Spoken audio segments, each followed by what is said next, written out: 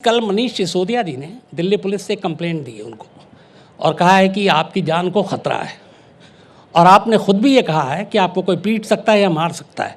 किससे खतरा है आपको? सबसे पहले तो सभी दिल्ली वासियों को मैं बोलना चाहता हूँ, ठंड हो गई है काफ़ी, अपना ख्याल रखें, अपने बच्चों का ख्याल रखें, अच्छे कपड़े पहन के रखें, स्वस्थ रहें, खुश रहें। अब आपका जो सवाल है, कल इनके किसी सीनियर नेता ने इस तरह की धमकी दी है कि पैर तोड़ देंगे, आँख फोड़ देंगे, मारेंगे। मैं लोगों को कहता हूं कि मैं आपकी बिजली मुफ्त कर दूंगा, ये कहते हैं हम केजरीवाल के पैर तोड़ देंगे। मैं कहता हूं कि आपके लिए स्कूल बनाऊंगा, ये कहते हैं हम केजरीवाल की आंखें तोड़ देंगे, आंखें फोड़ देंगे। तो इस तरह की राजनीति तो अच्छी नहीं है, नेगेटिव राजनीति तो अच्छी नहीं है। पॉजिटिव होना चाहिए, अच्छी बातें होनी चाहिए, सब लोग काम करें, मिलके काम करें, तभी देश आगे बढ़ेगा। दूसरा सवाल जो मेरा अपना है आपसे वो ये कि आज ही खबर आई सीबीआई ने एक्साइज केस में पहली चार्जशीट दाखिल की है जिसमें अक्यूज नंबर 1 या आरोपी नंबर 1 एफआईआर में मनीष सिसोदिया का नाम था, लेकिन आज की इस चार्जशीट में 7 लोगों के नाम है लेकिन मनीष सिसोदिया का नाम नहीं है। तो आपका इस पर क्या कमेंट्स? इससे साफ जाहिर है कि पूरा का पूरा केस फर्जी था, शराब घोटाला फर्जी था। इससे साफ जाहिर है कि गंदी राजनीति के तहत एक शरीफ आदमी, मनीष एक शरीफ आदमी है, अच्छा इंसान है, बच्चों को अच्छी शिक्षा देने की कोशिश करता है, उसको एक झूठे केस में फंसाने की कोशिश की गई। 4 महीने से सीबीआई ईडी के 800 अफसर लगे हुए हैं इस केस पे। उनको अगर इतना सा भी अगर सबूत मिल जाता, इतना सा भी, तो आज चार्जशीट में मनीष का नाम होता। आज चार्जशीट के अंदर मनीष का नाम नहीं है, इसका मतलब ज़रा सा भी सबूत इन लोगों को नहीं मिला, क्योंकि कोई केस था ही नहीं। मनीष के घर इन्होंने रेड की, ये कह रहे थे 10,000 करोड़ का घोटाला है। मनीष के घर इन्होंने रेड की, उसमें कुछ नहीं मिला। उनके बैंक लॉकर्स देखे, उसमें कुछ नहीं मिला। तो अब एक तरह से आज क्लीन चिट दे दी इन लोगों ने मनीष सिसोदिया जी को कि मनीष सिसोदिया जी बिल्कुल निर्दोष हैं। लेकिन अरविंद जी, उसी जो चार्जशीट दाखिल की गई उसमें एक लाइन और भी है जो सीबीआई की तरफ से कहा गया कि अभी हमारी इन्वेस्टिगेशन जारी है, हम सप्लीमेंट्री चार्जशीट दाखिल करेंगे, मनी ट्रेल और बाकी चीज़ों के बारे में पता लगाएंगे। इसका मतलब ये है कि पहली चार्जशीट में बेशक नाम ना हो, बहुत मुमकिन है दूसरी चार्जशीट में नाम आए। ऐसा कभी होता है? आप तो क्राइम रिपोर्टर है कि प्राइम एक्यूज्ड का पहली चार्जशीट में, मेन चार्जशीट में नाम ना हो। सप्लीमेंट्री चार्जशीट तो मतलब एक तरह से बाय प्रोडक्ट जो होते हैं उस केस के, उसमें होती है। मेन चार्जशीट, जैसा मैंने कहा कि पूरा का पूरा केस पॉलिटिकल है। अगर इनके पास ज़रा सा भी, अभी 4 दिन के बाद चुनाव है, पिछले 4 महीने में इन्होंने इतनी प्रेस कॉन्फ्रेंसेस, इतने झूठे झूठे आरोप लगाए हैं मनीष सिसोदिया के ऊपर। आज अगर इनके पास ज़रा सा भी सबूत आता तो चुनाव के 4 दिन पहले तो इन लोगों ने शोर कर देना था, चार्जशीट के अंदर तो शोर कर। इसका मतलब कुछ भी नहीं मिला इन लोगों को मनीष सिसोदिया के खिलाफ। तो वो तो ऑनगोइंग इन्वेस्टिगेशन तो ऑनगोइंग चलती रहती है, लेकिन मेन चार्जशीट में कुछ भी नहीं है, इसका मतलब इनको कुछ नहीं मिला, पूरा का पूरा केस फर्जी है। आप देख लेना, कोई सप्लीमेंट्री चार्जशीट नहीं आने वाली, वो तो एक लाइन लिखने के लिए उन्होंने लिख दी है। तो 4 में से मेरे 2 सवाल, 2 सिर्फ और बाकी हैं। एक, आजकल ये हो रहा है, पिछले कुछ दिनों से जब भी सुबह सोकर उठता हूँ एक वीडियो नज़र आता है और वो वीडियो सीधे तिहाड़ से आता है और उस वीडियो में जो जेल मंत्री हमारे दिल्ली सरकार के, कभी वो खाना खाते हुए या फिर उनके मालिश करते हुए वो तस्वीरें आती हैं। आपसे ही जानना चाहता हूँ कि ये वीडियो लीक कौन कर रहा है, क्योंकि जेल तो दिल्ली सरकार के तहत ही आता है। नहीं, जेल दिल्ली सरकार के तहत कहने को आता है। जेल के डीजी जो है वो केंद्र सरकार अपॉइंट करती है, तो जो डीजी अपॉइंट करता है उसी के अंडर में आता है। जैसा आपने कहा, आप क्राइम रिपोर्टर हैं, क्या ऐसा हो सकता है कि जेल का वीडियो बाहर लीक हो जाए? क्या ऐसा हो सकता है कि कौन मालिश कर रहा है उसका बैकग्राउंड, सारी डिटेल्स बाहर लीक हो जाए? ये तो बहुत बड़ा सिक्योरिटी कंसर्न है। ऐसे जेल के वीडियो अगर लीक होने लग गए तो फिर तो तिहाड़ जेल की सिक्योरिटी का क्या होगा, नंबर 1। नंबर 2, मैं आपको बता दूं मुद्दा क्या है। सत्येंद्र जैन साहब बहुत ही कट्टर जैनी परिवार से आते हैं और जैन धर्म के सारे असूलों का पालन करते हैं। उन्होंने ज़िंदगी में कसम खाई हुई है कि जब तक सवेरे मैं मंदिर नहीं जाऊंगा मैं खाना नहीं खाऊंगा। शाम को सूरज गिरने के बाद जब शाम हो जाती है तो वो खाना नहीं खाते। जब से वो जेल में गए हैं तब से वो मंदिर नहीं जा सकते, तो मंदिर नहीं जाते तो वो खाना नहीं खाते। आपको ये जान के ताज्जुब होगा, पिछले 6 महीने से जब से वो जेल में हैं उन्होंने अन्न ग्रहण नहीं किया। वो केवल थोड़े से फ्रूट्स और सैलेड के ऊपर ज़िंदा हैं। तो अगर वो फ्रूट्स और सैलेड, अगर उनका जैन धर्म कहता है कि अगर उन्होंने ये कसम खाई हुई है कि मैं जब तक मंदिर नहीं जाऊंगा नॉर्मल खाना नहीं खाऊंगा, तो उसकी सेंटिमेंट को तो रेस्पेक्ट, एक मिनट, रेस्पेक्ट करना जेल अथॉरिटीज़ की जिम्मेदारी है। उस पर बार बार दबाव डाला जा रहा है जेल अथॉरिटीज़ के द्वारा कि आप अपना ये व्रत तोड़ दीजिए।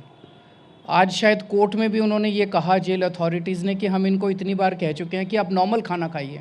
वो नॉर्मल खाना नहीं खाना चाहते, वो अपना इस व्रत को पालन करना चाहते हैं। या तो उनको डेली मंदिर ले जाओ, और अगर मंदिर नहीं ले जा सकते तो आप उनको वो दे दीजिए। रिलीजियस, किसी की भी रिलीजियस भावनाओं को रेस्पेक्ट करना ये जेल मैनुअल में लिखा हुआ है कि वो किया जाएगा।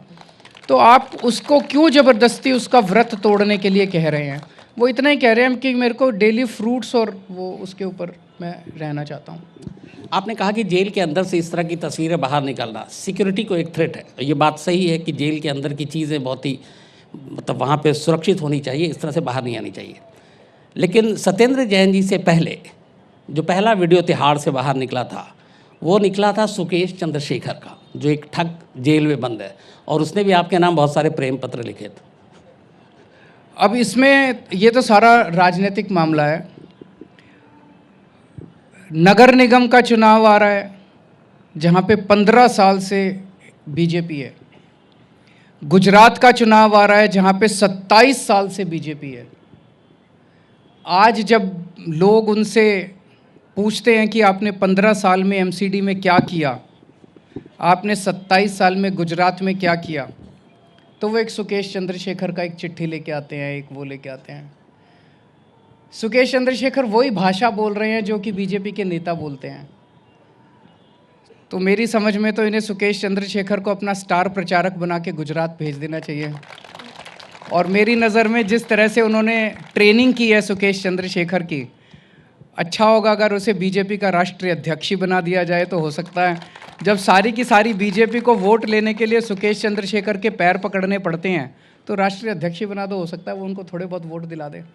आप वैसे सुकेश चंद्रशेखर को जानते नहीं, कभी मिले नहीं, पार्टी में लाने की जो बातें सारे इल्ज़ाम लगे थे आपने शायद पहले भी सफाई दी थी। आप भी कमाल करते हैं। नहीं, मैं जानना चाह रहा था। शम्स साहब, आप भी बीजेपी के बुलावे में आ गए। नहीं, मैं इस पे आपसे बाद में बात करूंगा ज़रूर, जो आपने अभी कहा है, लेकिन मैं ये नहीं कहना चाह रहा। दूसरी, अब इस देश के जितने बड़े ठग हैं वो अपने आप को बचाने के लिए एक पार्टी में जाते हैं। इस देश के जितने लुच्चे, लफंगे, गुंडे, मवाली, गाली गलौज करने वाले, गुंडागर्दी करने वाले, वो अपने आप को बचाने के लिए एक ही पार्टी में जाते हैं। वो पार्टी उनको संरक्षण देती है। सब जानते हैं कौन सी पार्टी में जाते हैं। हमारा उससे क्या लेना देना? उसे बचाना है, उसे अपने आप को बचाना है, उसे अपने आप को बरी करवाना है उसे, तो वो उस पार्टी का सहारा ले रहा है, उस पार्टी के बिहाफ पे बैटिंग कर रहा है।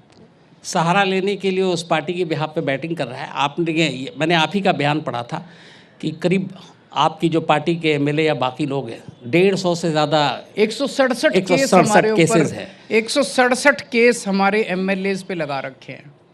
उसमें से 135 केसेस में हम बरी हो चुके हैं, हमारे एमएलएज। सारे केस फर्जी हैं। और जो केस कोर्ट में जाता है, कोर्ट से इतनी लताड़ पड़ती है, इन लोगों को इतनी लताड़ पड़ती है, उसके बाद भी फर्जी केस, फर्जी के फर्जी। और ये बड़ी इंटरेस्टिंग चीज़ है, सारी चीज़ें पीएमओ से डायरेक्शन हो रही हैं। मनीष सिसोदिया के खिलाफ पूरा का पूरा केस पीएमओ से डायरेक्शन दी गई। ये जितने वीडियो आए, मैंने कई सारे सीनियर एडिटर्स से, सीनियर पत्रकारों से, मालिकों से चैनलों के बात की। मैंने कहा ये क्या वीडियो चला रहे हैं आप डेली के बेसिस पे? बोले सर हम क्या करें, धमकियां आ रही हैं पीएमओ से। जिस देश का राजा सवेरे से शाम तक ये सोचेगा कि मैं फर्जी केस में लोगों को कैसे पकड़ूं, वो देश कैसे तरक्की कर सकता है? सोचने वाली बात है। आपने यही बयान दिया था इसी पर कि 167 के करीब मुकदमा दर्ज है और केंद्र सरकार एजेंसियों से डराती है। आपने ये कहा था कि अगर 24 घंटे के लिए मुझे सीबीआई और ईडी दे दिया जाए तो मैं, जो बाकी लोग हैं उनके से आधे से ज़्यादा लोग जेल के अंदर मैंने ये कहा था, ये जी। मेरे से एक टीवी इंटरव्यू में पूछा गया कि आपके लोगों पे इतने आरोप लग रहे हैं। मैंने कहा रोज़ कीचड़ फेंकते हैं। मैं कहता हूँ, छाती चौड़ी करके कहता हूँ कि मैं एक कट्टर ईमानदार आदमी हूँ, और मैं चैलेंज करता हूँ आज भारत की राजनीति में कोई नेता खड़ा होकर ये कह दे कि मैं कट्टर ईमानदार हूँ। उससे इनको तकलीफ होती है। तो ये मेरे ऊपर रोज़ कीचड़ फेंकते हैं, रोज़ आरोप लगाते हैं, रोज़ गलत आरोप। कभी कहते हैं शराब घोटाला हो गया, कुछ नहीं निकला, आज बरी हो गया मनीष। कभी बोले बस घोटाला हो गया, कुछ नहीं निकला। कभी कहते हैं स्कूल घोटाला हो गया, उसमें भी कुछ नहीं निकला। 4 साल हो गए स्कूल घोटाले पे जांच करते करते इनको, कहीं कुछ नहीं निकला। तो रोज़ ये झूठे सच्चे आरोप लगाते हैं। तो एक किसी एंकर ने मेरे से पूछा कि आपके ऊपर इतने आरोप लग रहे हैं। मैंने कहा 24 घंटे मेरे को ईडी और सीबीआई दे दो, आधे से ज़्यादा बीजेपी वाले जेल में ना हो तो मेरे को कह देना। इन्होंने तो सच्चे कुकर्म कर रखे हैं, असली में कर रखे हैं। हमने तो कुछ नहीं किया, ये को फेंक रहे। मैं आपको एक छोटा सा उदाहरण देता हूँ। जैसे हमारे देश में कई अरबपतियों खरबपतियों ने बैंकों से लोन लिए, हजारों करोड़ के। किसी ने 10,000 करोड़ का लोन लिया, किसी ने 15,000 करोड़ का लोन लिया। जब लोन वापस करने की बात आई तो इनकी नीयत खराब हो गई। तो सब लोग प्रधानमंत्री जी के पास गए, बोले हमारे लोन माफ़ करो। प्रधानमंत्री जी ने किसी के 10,000 करोड़ माफ़ कर दिए, किसी के 15,000 करोड़ माफ़ कर दिए, किसी के 30,000 करोड़ माफ़ कर, 10 लाख करोड़ रुपए के लोन माफ़ कर दिए प्रधानमंत्री जी ने। फ्री में तो नहीं किए। क्या लिया? 24 घंटे सीबीआई ईडी, देखो देखो मैं जांच कराता हूं कि किस किस से कितने कितने लिए इन लोगों ने। मोरबी में, गुजरात के अंदर, एक घड़ी बनाने वाली कंपनी को बिना टेंडर के इन्होंने पुल बनाने का ठेका दे दिया। बताओ, इतनी 135 लोग मारे गए। घड़ी बनाने वाली कंपनी को पुल बनाने का ठेका। मुझे लगता है इंसानियत के इतिहास में किसी ने इतना बड़ा गलत काम नहीं किया होगा। और उसके बाद जब 135 लोग मर गए तो उस कंपनी को बचाने में लगे हुए हैं। एफआईआर में कंपनी का नाम नहीं है, मालिक का नाम नहीं है। इसी सेंस में मैंने कहा था 24 घंटे दे दो मेरे को, देखो ये सारे जेल के अंदर लेकिन मैं इसी पे आ रहा हूँ कि ये मतलब पूरा देश, दिल्ली, हर एक ये जानना चाहता, सारी जनता जानना चाहती है। आपने कहा 24 घंटे के लिए सीबीआई ईडी दे दो, है ना? ये सिलसिला कब तक चलेगा? सरकारें आती हैं जाती हैं, लेकिन अगर इस तरह से एजेंसियों का डंडा दिखाकर एजेंसियों का डंडा भ्रष्टाचारियों को होना चाहिए। आज एजेंसियों का डंडा भ्रष्टाचारियों को नहीं है, ईमानदार लोगों को है। ये लोग विजय माल्या को देश से भगा देते हैं, नीरव मोदी को देश से भगा देते हैं, मोरबी के हत्यारों को बचाने की कोशिश करते हैं। वो इनकी नज़रों में सारे ईमानदार हैं। मनीष सिसोदिया जो कि इस देश के गरीब बच्चों का भविष्य बनाने की कोशिश कर रहा है, वो इनकी नज़रों में बेईमान है। मोरबी का पुल टूटता है, घड़ी बनाने वाली कंपनी को पुल बनाने का ठेका दे देते हैं और कहते हैं केजरीवाल भ्रष्टाचारी है, कहते हैं सतिंदर जैन भ्रष्टाचारी है। कौन यकीन करेगा? कोई यकीन नहीं कर रहा। आप भ्रष्टाचार के खिलाफ नहीं लड़ रहे, आप केजरीवाल के खिलाफ लड़ रहे हो। आखिरी सवाल अरविंद केजरीवाल जी, चूँकि आप दिल्ली के मुख्यमंत्री हैं, लेकिन मैं जानता हूं कि दिल्ली पुलिस आपके हाथ में है नहीं। हाल में श्रद्धा मर्डर केस हुआ था, आप मुख्यमंत्री होने के नाते इस केस के बारे में आपको पूरी जानकारी भी होगी, इस पे मैं आपकी राय जानना। मेरा मानना है कि इससे घिनौना अपराध हो नहीं सकता। जिस तरह ने, आफ्ताब है उसका नाम शायद ना जी, जो मुजरिम है, उसे सख्त से सख्त सज़ा दी जाए, केस को पक्का बनाया जाए और ऐसी सज़ा दी जाए कि कोई हिम्मत ना कर सके भविष्य के अंदर किसी भी इंसान के साथ, किसी भी लड़की के साथ इस तरह का व्यवहार करने का।